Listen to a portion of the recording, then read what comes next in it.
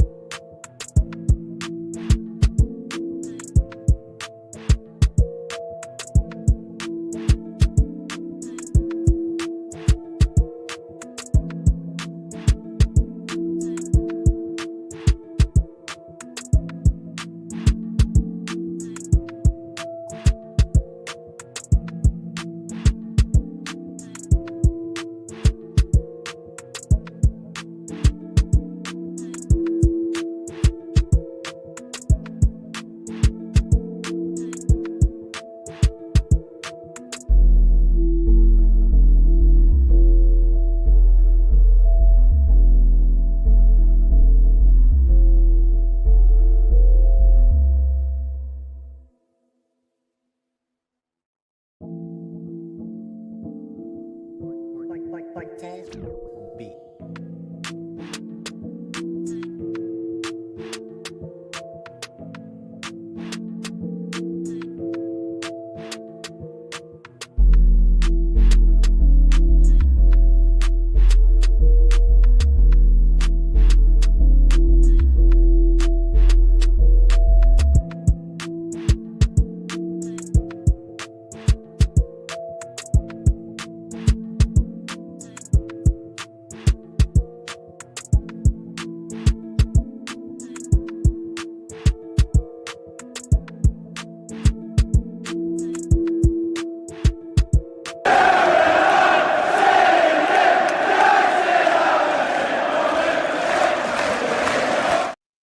Yes, people, big up to everyone. Welcome back to another live stream over here on Chic TV, where we are discussing every single thing regarding Manchester United. This is the Stretford Chronicles.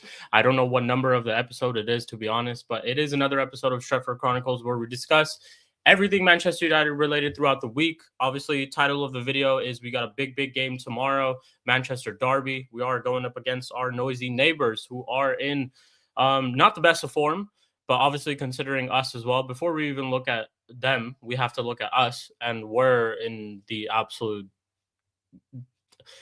depths of hell, I would say. But we're here. It's Manchester Derby, regardless of how the team has been. You guys know I've been mentally checked out by this club, by everything.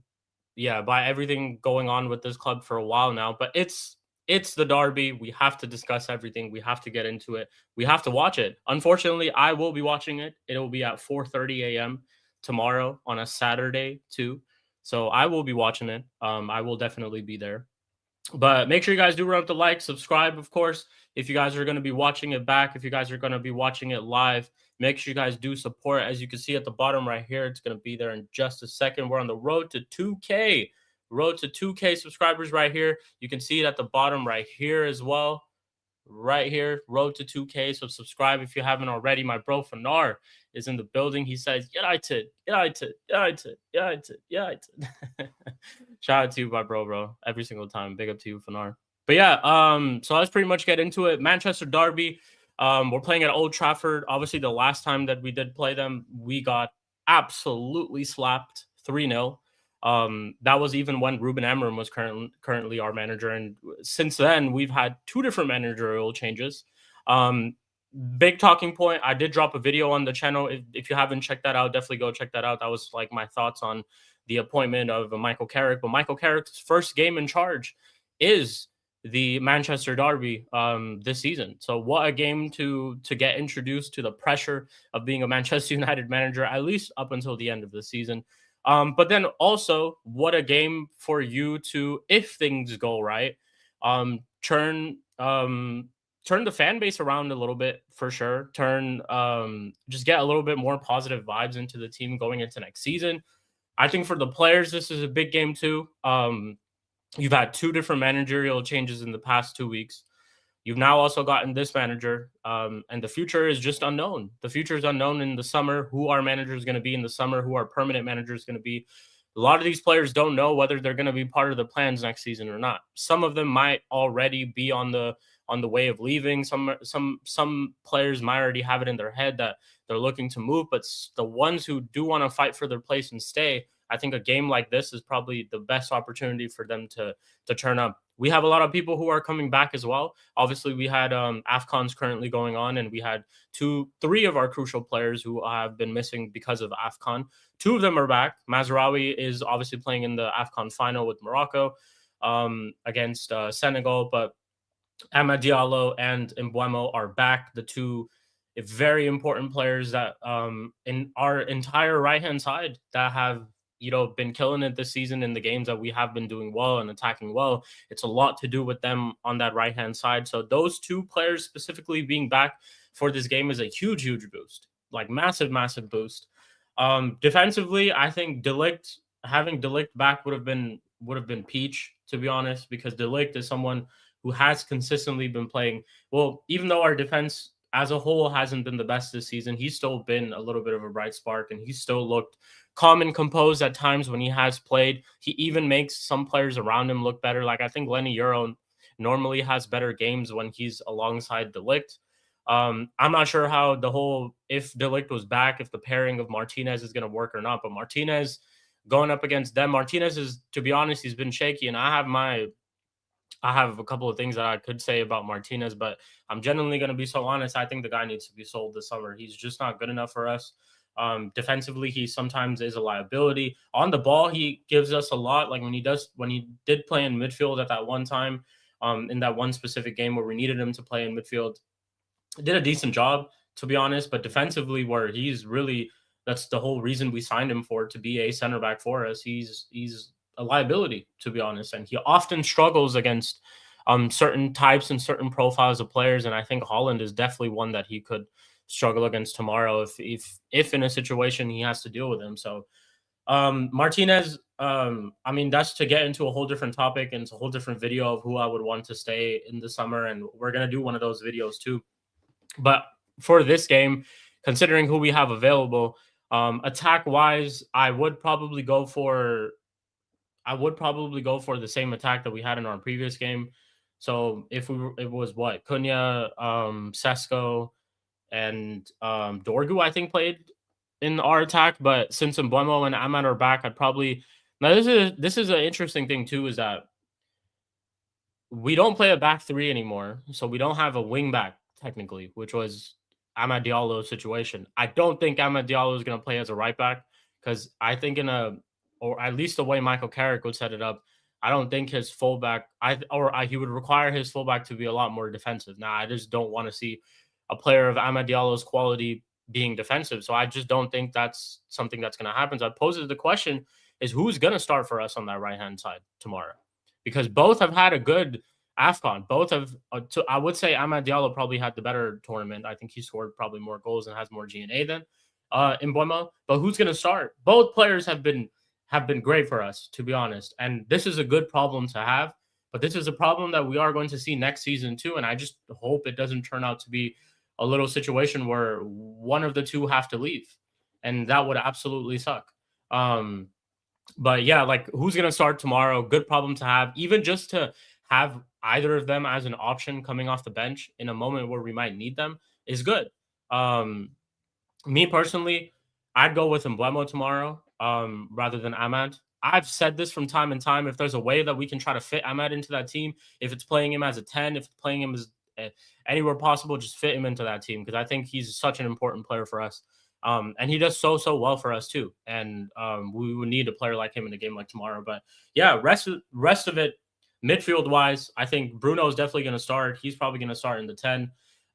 We got I think Cass and Mainu would probably be the ones that I would want to start.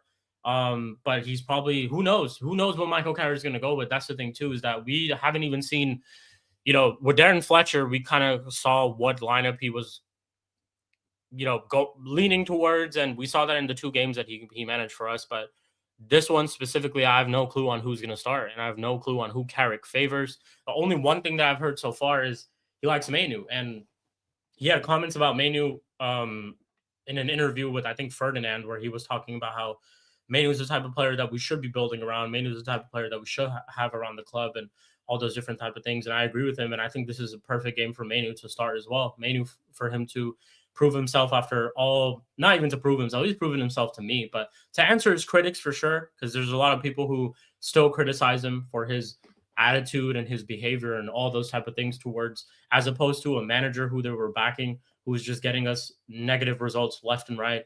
I think tomorrow would be a good day for him to answer his critics, like I said, and it's a derby. It's no other way to turn a bunch of Manchester United fans around by scoring in a big game like this. It could be this, it could be Liverpool, Leeds, Arsenal. These are the type of games that, when you do well, and you'll be remembered for it. Like, regardless of how bad the season is and how it might be, but fans will remember it, especially the fans who are going to the game. And in a season like this, where, it's been an absolute shit show, if there's something that they can cling on, they'll cling on to moments where players have had good performances against rivals like this. So I think for Mainu, if he can start tomorrow, it'd be a big plus for us.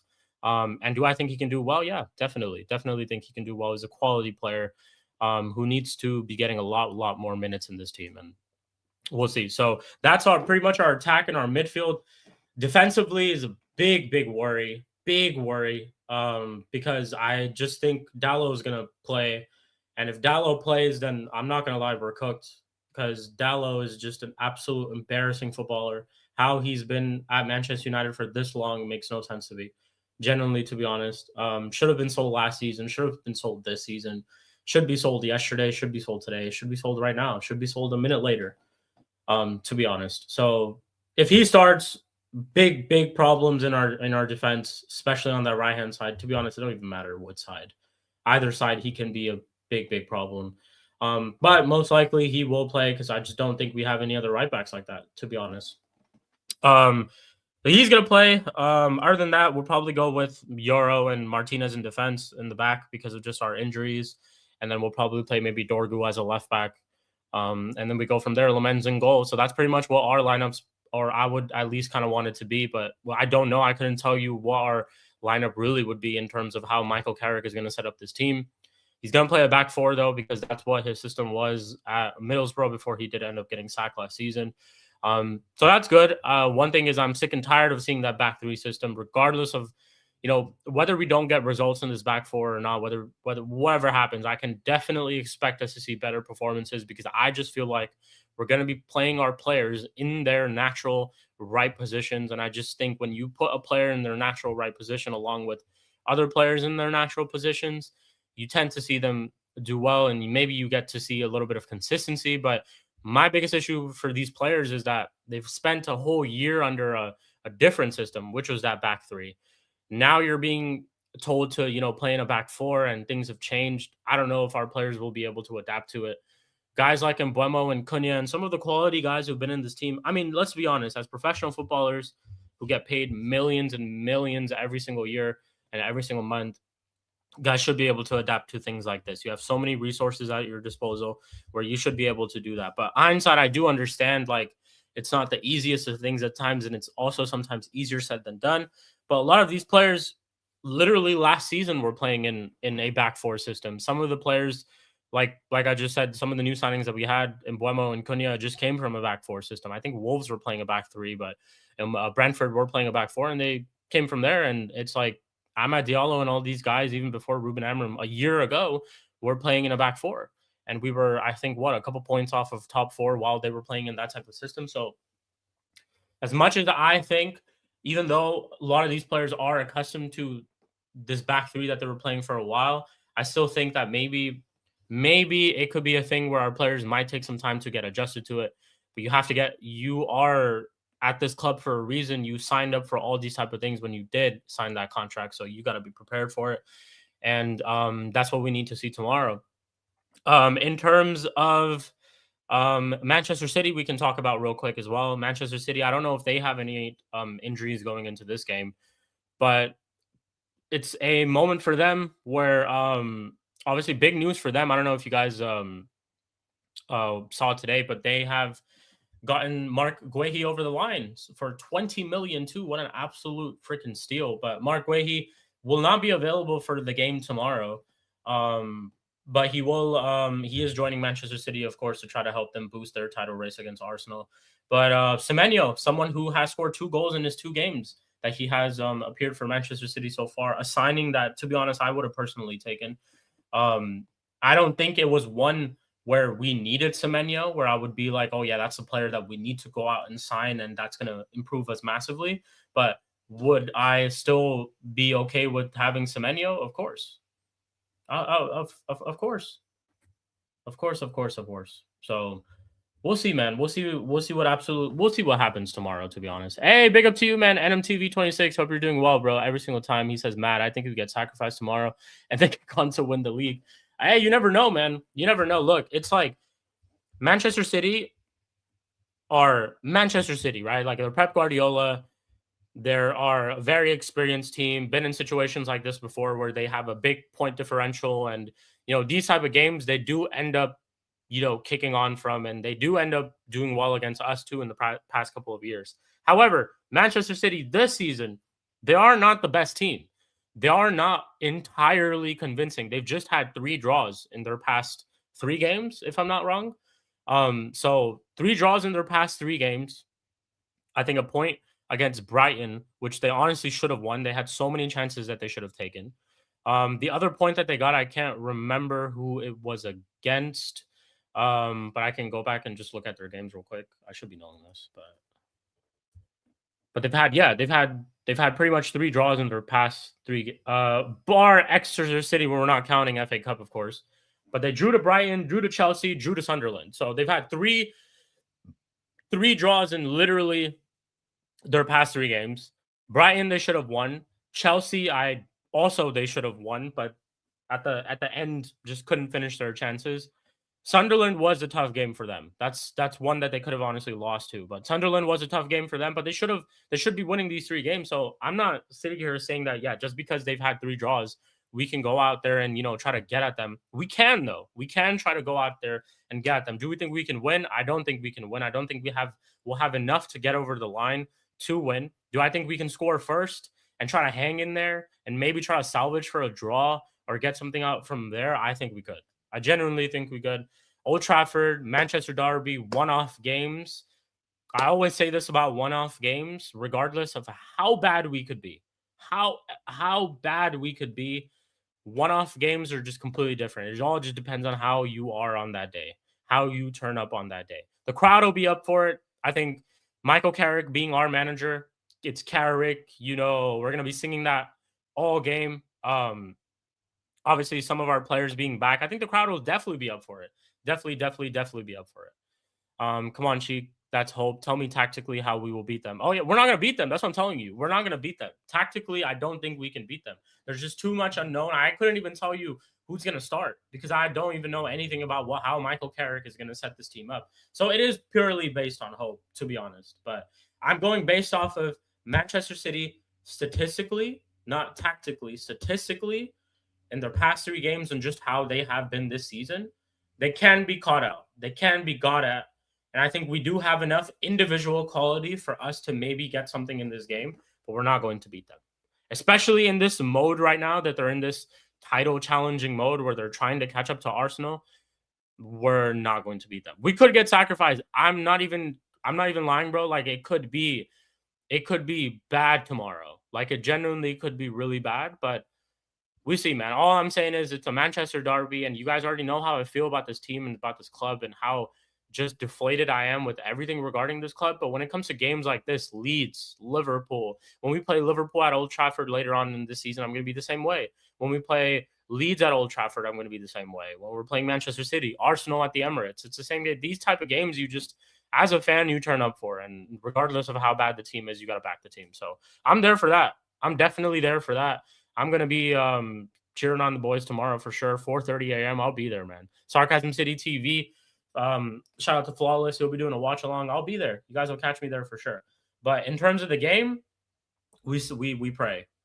Once the whistle blows, we pray. We pray. I'll tell you a couple of players that I'm worried about in their team for sure. Definitely Semenyo. I think Semenyo has cooked us even when he's played for Bournemouth.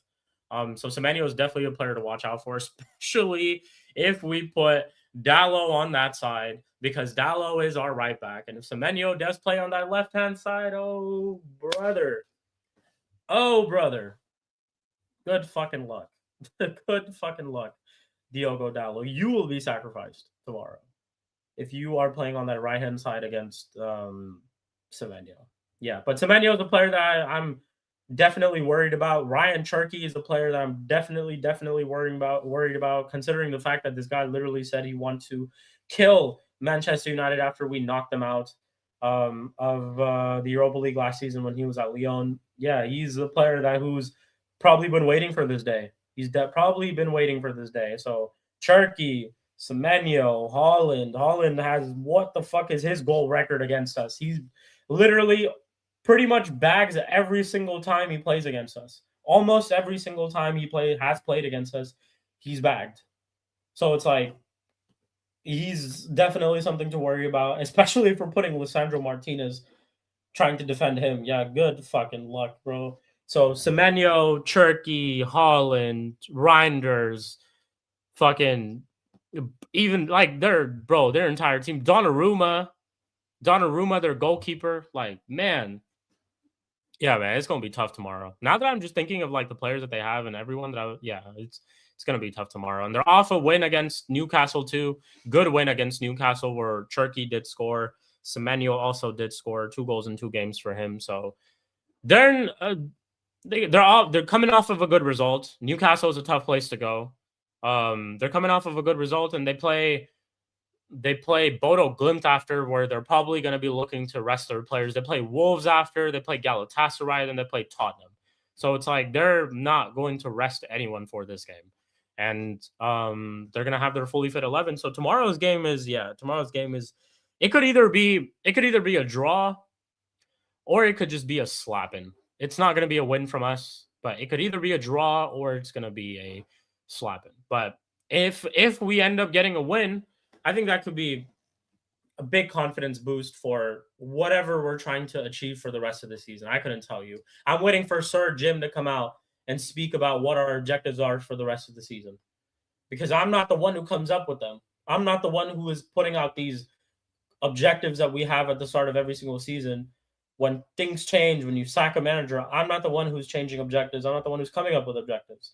Sir Jim, come out and tell us, what are the objectives for the rest of the season? Please speak, because when it was time for you to try, when things weren't going well for the previous manager and you decided to come out and back him, you said a lot of things. But when now you fired him, you haven't said a single word since. And it's been about 2 to 3 weeks, 2 weeks now almost. You haven't said any single thing about that. So tell us what our objectives are for the rest of the season, man. We're sitting here trying to wonder, are we ever going to be back? Where's our club going? What's the direction? What does any of this mean to you? Any of it? Because I can tell you what it means to me. And I come online every single time and I vent my feelings and frustrate and all those type of things from time and time again, just for us to be disappointed and to be lied to and to be played with and to just be made a fool of. But it's a whole different conversation. But yeah, tomorrow we pray. We hope and we pray. That's really what we do. Let's see what Michael Carrick was saying in preview for this game. Let's see some of the things that he was talking about in terms of preview. Maybe some injury updates, something like that. Let's see. Bring up some of his quotes. Make sure you guys are running up the likes, subscribing every single time. Supporting the boy, man. Make sure you guys are.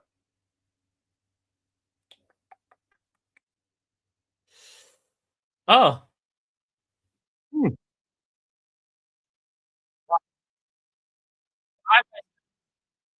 As I was talking about expectations, Sky Sports has tweeted today saying that Michael Carrick says there's no stated expectations from the leadership team and opens up on what success looks like to him. So I guess we can play this. We can play this video. I don't think we should get hit for copyright. Let's see. Let me change the background. Play this video. It's a great feeling. A few days then as the Manchester United head coach, and how does it feel to be sat in that chair today? Very two different roles. Sat in this chair in front of you, lot's very different to the role in coaching. Yeah, listen, it's fantastic to be here. It's a great feeling for me to be in this position. You know, I think played different roles for this club and learned to fall in love with the club for so long, and it's a massive part of my life and has been for so long. And so I'm fully aware of the position I'm in. You know, in so many different ways. So. As well as that, I'm eager to succeed. You know, we've got a big job to do. It's an important job, and it always is here to win games and to play well and to do it in a certain way. So there's one side of it is nice to be here, but the other side of it is focus, concentration, and a real drive to improve the team and improve results. Hi, Michael. What does success look like then? Is it Champions League qualification? Is that what success will be? Yeah, I think improvement. You know, I think certainly improvement and helping improve individuals. I think big part of what I really enjoy is improving individuals. And in the end, I think if you improve the individuals, you know, we create a better team. So certainly working with the players and improving them with that, I think.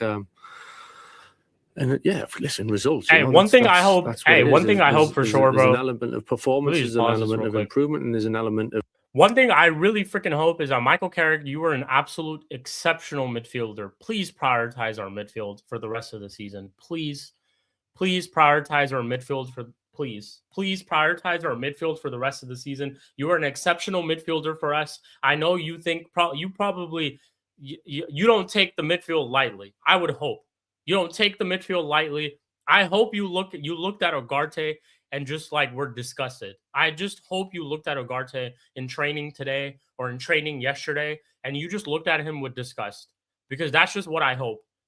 Please play Manu tomorrow. Please play Manu tomorrow. But he's saying a lot of things. Which, again, I'm taking these things very, very lightly. I take it with every single thing. We've been through the depths of hell with our previous manager, who was just interview after interview, more interviews than wins at Manchester United. More interviews than wins at Manchester United. He probably said the word suffering more than he got goals for us. He probably said the word suffering more than he got goals for us. So Michael Carrick is saying a lot of good things, but I'm taking it by a grain of salt. Genuinely taking it by a grain of salt. So we'll see. Yo, shout out to Flawless every single time. Shout out to you, Flawless. Make sure you guys subscribe to Sarcasm City TV if you haven't already. Hope you're blessed, bro. Every single time, man. Big up to Joel. I hadn't seen you in a minute. It's probably because Chelsea are absolutely in ruins, huh? That's why. But I hope you're doing well, bro. Shout out to you, Joel, every single time. It says Super Michael Garrick, you know, not even Carrick. Shout out to you, Joel, every single time, my bro. But yeah, let's continue to play this. We'll go back a little bit. So certainly working with the players and improving them with that, I think.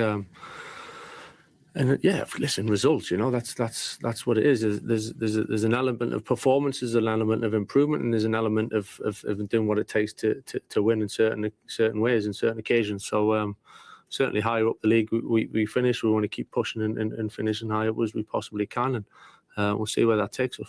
Has there been any stated expectations? So another problem that I do have with this is this quote, like this thing right here, right? Michael Carrick says there's no stated expectations from the leadership team. Okay,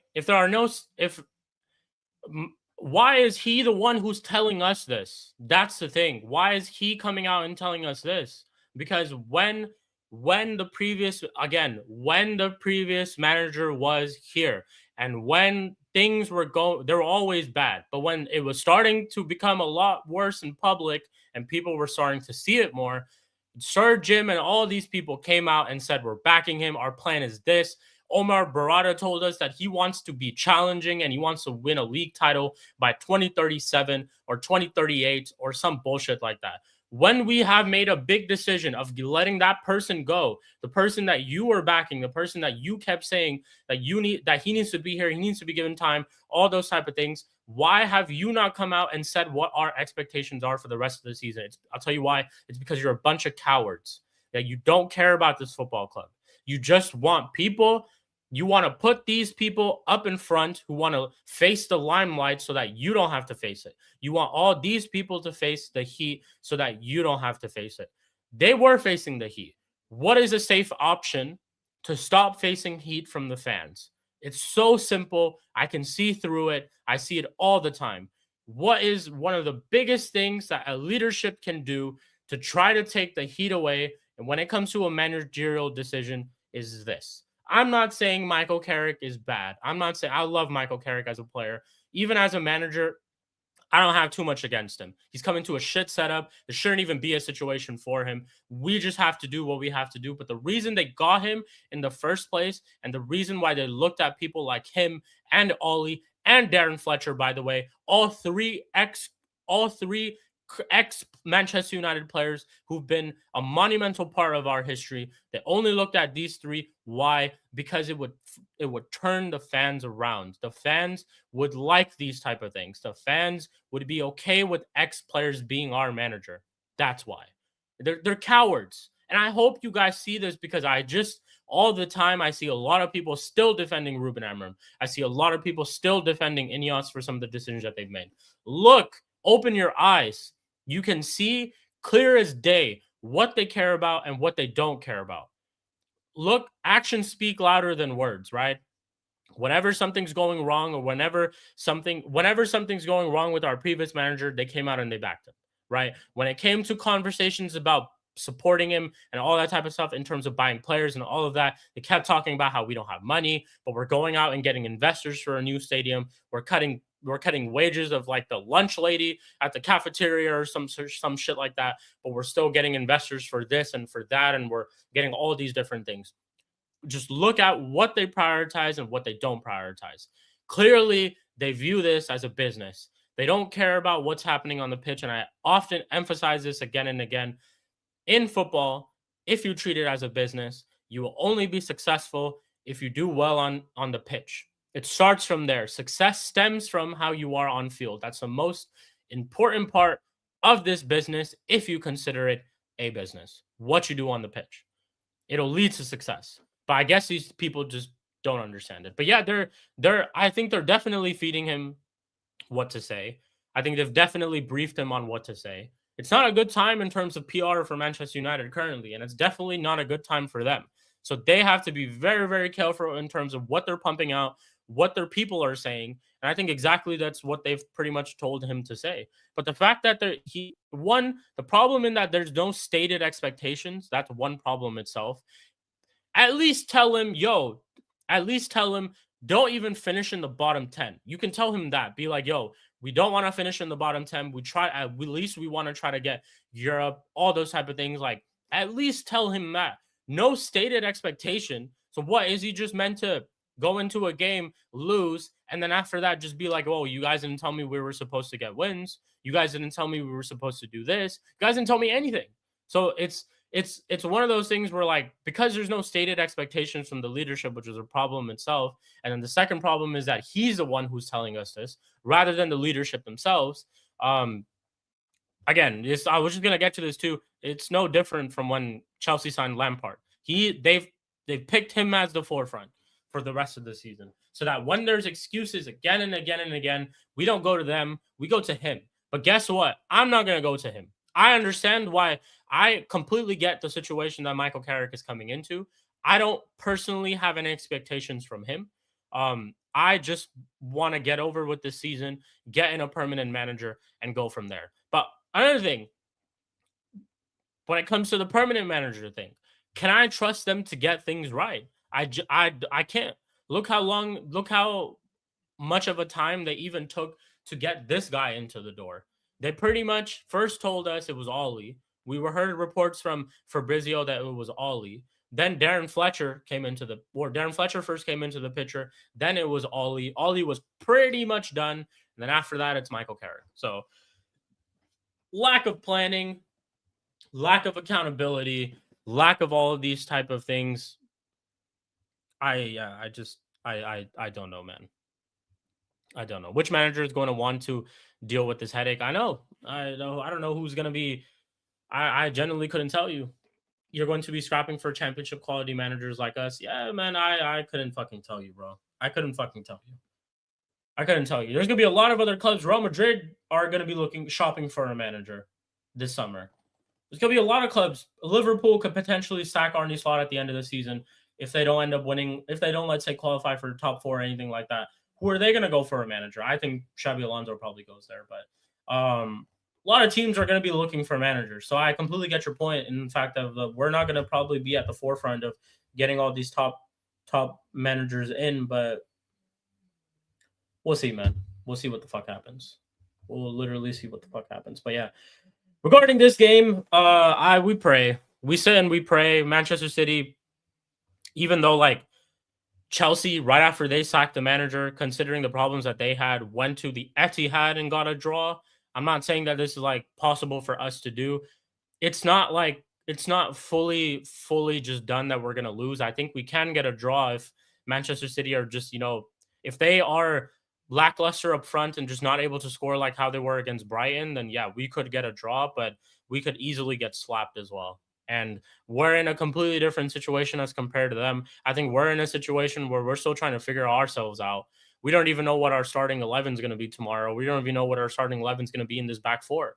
But Manchester City are in a situation where they're chasing for a league title. And when Pep is in that mode of chasing for a league title, there's not a lot of teams that can stop him. Not a lot of teams that can. There's been better teams at times, better squads, better situations, teams that have been gunning for a league title alongside Pep Guardiola. And when they go up against him, it's not a good result for them. So considering that, we'll see how tomorrow's game goes, but it's a Manchester derby. Like I said, I can't emphasize this even more. Turn up. If that's something that I'm expecting from these players, I don't care if I can say that I feel like we might lose, but turn up. You can't say that. You need to turn up for this game. I know our crowd's going to be behind it. Michael Carrick's first game back, ex-Manchester United manager. It's Carrick, all that shit's going to be there. I'll be singing that. But turn up for the game.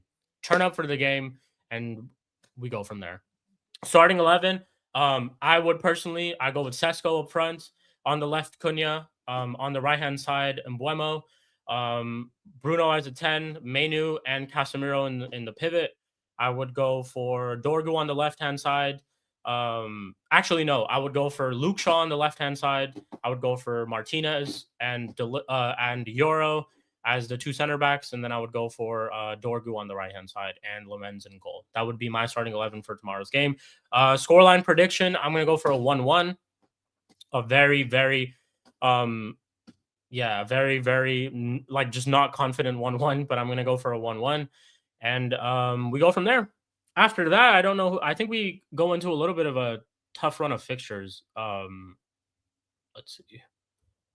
After this, we don't have cup games to worry about. We're playing 40 games this season, so we don't have none of that shit to worry about. But we're pretty much just in the Premier League. So yeah, we play Manchester City tomorrow, and then we play Arsenal a week from Sunday. So we literally have City, Arsenal, then we play Fulham at home, then we play Tottenham at home, West Ham away, Everton away, Crystal Palace at home, Newcastle away, Villa at home. We're going to a tough run of fixtures. Tough. Like we could lose tomorrow, we could lose to Arsenal, we could lose to Fulham, we could lose to Tottenham, even though Tottenham are shit, but they always beat us. West Ham, I think we can win or either draw. Everton, I feel like we're going to lose. Crystal Palace at home, they're losing Mark Guehi, and they have problems. It could be a draw. Newcastle away, I think we could lose. Villa at home, I think we could lose. Bournemouth away, I think we could lose. We play Leeds, then Chelsea, Brentford, Liverpool at home, Sunderland away, Forest, and then Brighton away. So it's not looking good, boys. It's not fucking looking good. Just get me till the end of the season. we go out and we get our permanent manager in December. But cool. That is pretty much it for today's stream, people. Shout out to everyone. Thank you guys all for supporting. For everybody who was here, Fanar, my mom, Joelle, NMTV, Flawless. Make sure you guys go subscribe to Sarcasm City TV. Thank you guys for all the support. We'll be here for the watch along tomorrow on Flawless' channel. I will be waking up. I will. I'm gonna put my alarm and everything, so I will be waking up for that game. But I'll catch you guys tomorrow. Make sure you guys keep supporting. I dropped a video about Michael Carrick's appointment and my thoughts on all those type of things on the channel too. Go like that. Go subscribe. Go check that out if you haven't watched that already. And I'll catch you guys all in the next one. Tomorrow should be a match reaction right after the game. I'm not going to read that comment, Joel. I'll read this one, though. Big up to you every single time. But tomorrow will be a match reaction for the game, and then we'll be back for Mud Brothers on Monday. I missed it this last week because I was sick. I was really ill, so I wasn't able to do the show this past week. But we'll be back for next week. And keep supporting the channel, guys. Road to 2K. We're going to get there soon. Keep supporting. Keep helping me out. And I appreciate all of you guys. I hope you guys all have a great rest of your Friday. Wish you a blessed weekend. And I will catch you guys all in the next one. Peace. Take care, people.